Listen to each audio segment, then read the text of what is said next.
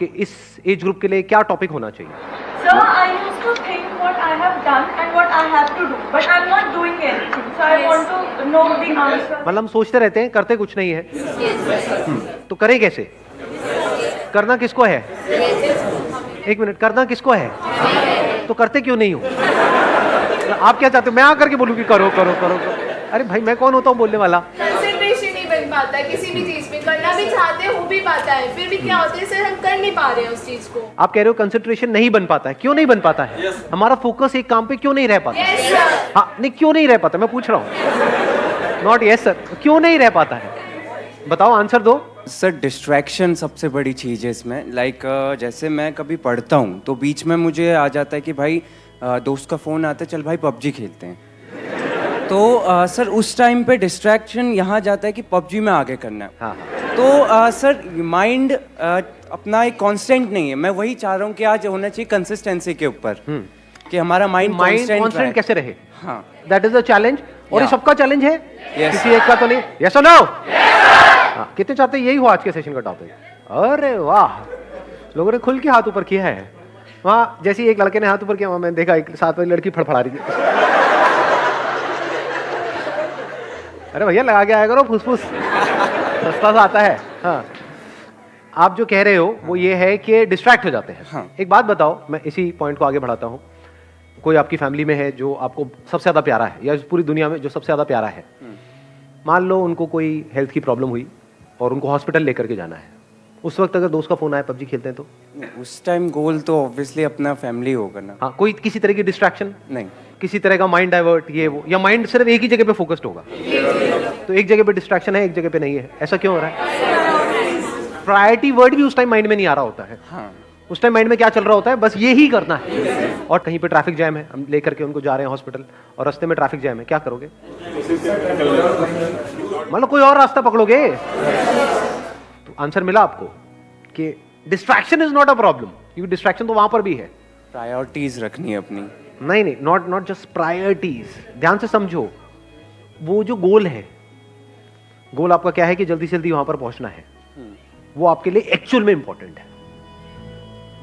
है या नहीं है? एक है एक्चुअल में इंपॉर्टेंट होना, एक है ठीक है सुन लिया किसी की बात, मेरी बात ही सुन ली मेरे किसी सेशन में, कुछ बड़ा करना है तेरे को। हाँ यार, बंदा बात तो सही कर रहा है, बड़ा तो करना चाहिए, सब करते हैं, मुझे भी करना है बड़ा। तो क्या वो आपका अपना डिजायर है, या किसी और को देख करके एक विश है जो अंदर पैदा हो रही है? क्योंकि पैसा किसको नहीं चाहिए, सक्सेस किसको बुरी लगती है? तो do you really want success as bad as you want air to breathe? अपने आप से सच बोलो, क्योंकि अगर if you really want it, तो फिर डिस्ट्रैक्शंस खत्म हो जाती है वहां पर। और आपको एक मजेदार बात बताता हूं आपके ही माइंड की, बताना मैं सही कह रहा हूं गलत कह रहा हूं। 90% केसेस में कोई आपको डिस्ट्रैक्ट करता नहीं है, आप खुद अपने आप को कर रहे होते हैं। ये पता है कल एग्जाम है और आप क्या कह रहे हो अपने आप को? अरे अभी तो पूरा दिन पड़ा है। ऐसा आता है अंदर से, नहीं आता है? अभी तो पूरा दिन पड़ा है, कर लूंगा ना, अभी 1-2 घंटे में टाइम पास करने में क्या है? तो कौन आपको डिस्ट्रैक्ट कर रहा है? कोई और कर रहा है? या आप खुद ही अपने आप को कर रहे हो?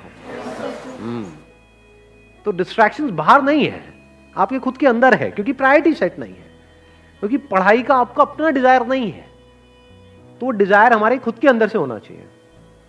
अब ये कौन बता सकता है आपको कि वो आपका अपना डिजायर है या आप दुनिया को दिखा रहे हो? फॉर एग्जाम्पल, यहां पर मैं आपसे पूछता हूं आपका डिजायर क्या है? आप माइक लेकर के बड़ा स्टाइल मारोगे, जैसी माइक आपके हाथ में आएगा बड़ी बड़ी बातें शुरू हो जाएंगी, मैं तो ये करूंगा, मैं तो वो करूंगा, मैं तो वो करूंगा, और घर जाकर के विनर विनर चिकन डिनर। क्योंकि दुनिया को दिखाना एक अलग चीज है और अंदर से एक्चुअल में होना एक अलग चीज है। सो अगर आप एक्चुअल में कुछ बड़ा करना चाहते हो, तब ऐसा क्या है जो हमें याद रखना है मरते दम तक?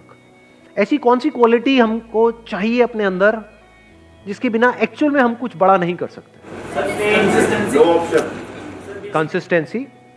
कंसिस्टेंसी कैसे आती है? एक होता है बंदा कंसिस्टेंट है और इनकंसिस्टेंट है। What is consistency? Does consistency mean कि जो भी आप कर रहे हो उसमें बिल्कुल ऐसे ही करते चले जाओगे? क्या ऐसा पॉसिबल है? या कोई भी ऐसा बंदा होता है लाइफ में जो ऊपर ही ऊपर उठता रहता है? कंसिस्टेंसी मीन्स कि बीच बीच में आपको सक्सेस भी मिलेगी, फेलियर भी मिलेगा। I am not talking about the bigger success and bigger failure, but इस बड़े को अचीव करने के लिए, जो भी आप बड़ा करना चाहते हो उसको करने के लिए जो छोटी छोटी चीजें करनी पड़ेगी 1000, उसमें कभी एकदम से सक्सेस मिल जाएगी, छोटी सी सक्सेस, कभी छोटा सा फेलियर। उसके बावजूद भी अगर आप आगे बढ़ सकते हो, उसको कंसिस्टेंसी कहते हैं। समझ गया ना? इस कंसिस्टेंसी की भी डेफिनेशन को हमने ठीक किया। थोड़ी सी सक्सेस मिले और हम हवा में आ जाए तो गया उसका फोकस। छोटा मोटा फेलियर आए लेकिन अब माइंड में उसने ऐसा बना लिया कि ये तो बहुत बड़ा फेलियर है, अब तो कुछ हो ही नहीं सकता, गया। इनकंसिस्टेंट है वो बंदा। कंसिस्टेंसी का मतलब ये नहीं है कि वो कभी फेल ही ना हो या कभी कुछ गलत ही ना करे या कोई गलतियां ही ना करे। हम गलत समझते हैं कंसिस्टेंसी का मतलब।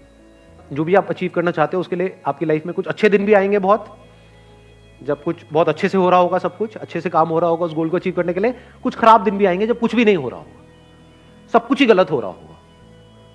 मान लो उस गोल को अचीव करने के लिए 4 साल चाहिए, तो बीच में कुछ ऐसा टाइम आ सकता है, हफ्ता, 10 दिन, 15 दिन, महीना, जब सब कुछ बहुत गलत हो रहा होगा, जब ऐसा लग रहा होगा अब तो वो इम्पॉसिबल है।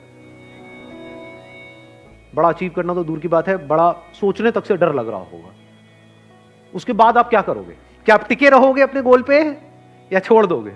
अगर टिके रहोगे तो वो कंसिस्टेंसी है, छोड़ दोगे तो इनकंसिस्टेंसी है। क्यों हम छोड़ देते हैं अपने गोल को? ऐसी क्या कमी है हमारे अंदर जो आप कह सकते हो आज के टाइम में हमारी नस नस में दौड़ रही है? ये आज से 20 साल पहले या 30 साल पहले इतनी प्रॉब्लम नहीं थी, बट आज बहुत बड़ी प्रॉब्लम है ये आप लोगों की एज ग्रुप में। पेशेंस। पेशेंस है आप लोगों में?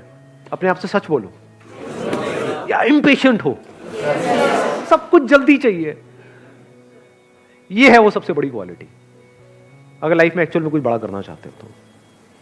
पेशेंस। थोड़ा सा भी कोई चीज लेट हो जाए इम्पेशेंट हो जाते हैं। अपने बिहेवियर को ध्यान से ऑब्जर्व करो। मैं सही कह रहा हूं, गलत कह रहा हूं? क्या हम बहुत ही इम्पेशेंट नहीं है? और अगर आपको कुछ भी बड़ा अचीव करना है, छोटा मोटा करना है, तो उसकी मैं बात ही नहीं कर रहा, वो तो वैसे भी हो ही जाएगा। कुछ नहीं भी करोगे तब भी कुछ ना कुछ तो सेटिंग कहीं ना कहीं किसी ना किसी की हो ही जाती है। बट आई एम सेइंग अपने बेस पे कुछ बड़ा करना है तो उसके लिए कितना पेशेंस चाहिए। अगर पेशेंस आपके अंदर है तो आप फोकस रह सकते हो। अपनी इल्यूजन मत बनाओ माइंड में। बहुत लोग क्या इल्यूजन बनाते हैं, अगर मैं हमेशा मोटिवेटेड रहूंगा अपने गोल की तरफ तो मैं सक्सेसफुल हो जाऊंगा। ऐसा हो ही नहीं सकता।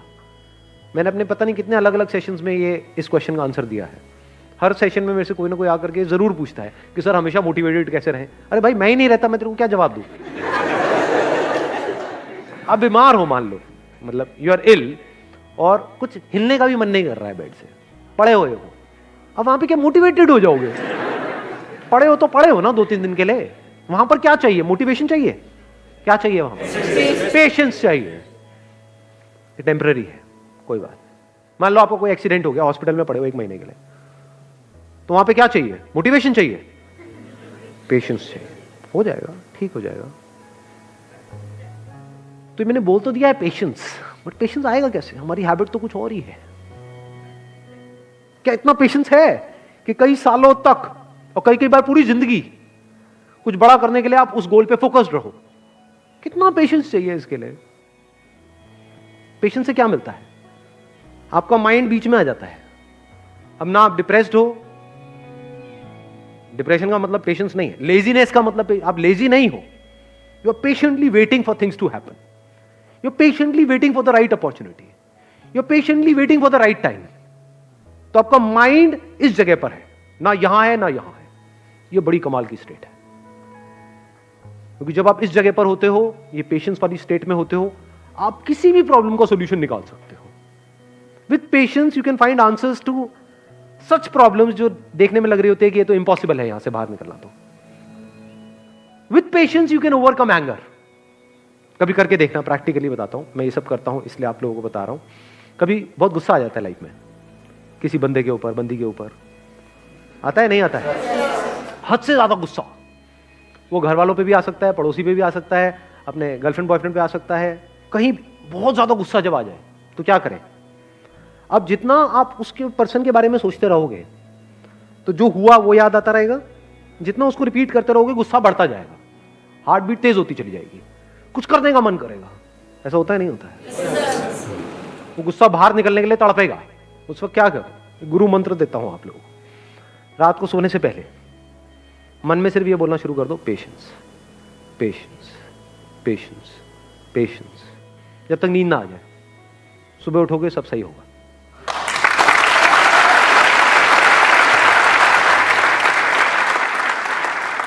आंसर्स निकल करके आ जाएंगे। 90% सिचुएशंस में पता क्या होगा कि मैं ऐਵੇਂ ही वेला गुस्सा कर रहा था, गुस्सा करने की कोई वजह ही नहीं थी, एक्चुअल में प्रॉब्लम है ही नहीं।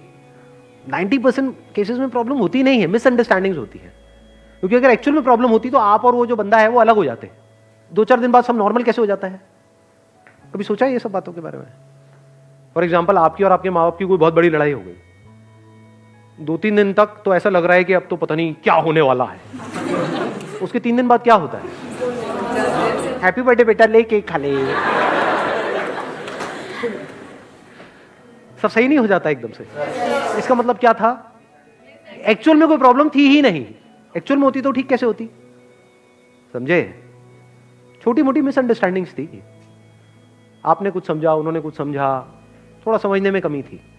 बहुत बार ऐसा भी होता है कि प्रॉब्लम होती है, लेकिन जो कुछ आपको बड़ा करना है ना लाइफ में, अब ये छोटी मोटी प्रॉब्लम है, तो छोटी मोटी प्रॉब्लम की वजह से आपको छोटी मोटी लड़ाइयां करनी पड़ेंगी। लेकिन ये लड़ाइयां आपका बहुत टाइम खा जाएगी और आपका बहुत माइंड खा जाएगी।